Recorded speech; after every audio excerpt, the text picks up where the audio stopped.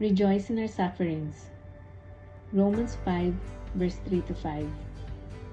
Not only that, but we rejoice in our sufferings, knowing that suffering produces endurance, and endurance produces character, and character produces hope.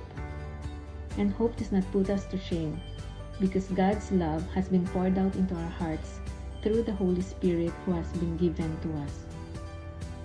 Have you ever wondered where God is when you are suffering? When was the last time you rejoiced in your suffering? When we face difficult situations, when we go through hard times in life, we normally focus or ask God, when can or how can we get out of this suffering? But this verse encourages us to what we can actually get out of this suffering. And the answer is right here in this verse. We will get endurance, stronger character, and eventually hope.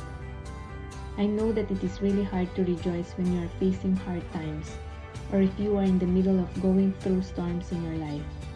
But let us be reminded that it is from the middle of the storm that gives us the courage to step out of the boat. God did not promise us the absence of storms. He just promised us that He will walk with us through them, and that is where hope in this verse comes from knowing that God is walking with you through your sufferings, bringing hope in the process. Our suffering is not in vain. There is purpose in our suffering. It is in these times that God reveals more about our character. It is through our brokenness that we humble ourselves.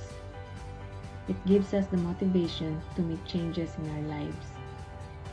It helps us realize that we are powerless and helpless alone, but with God and by His strength and grace, we can overcome difficulties. Suffering increases our capacity to love.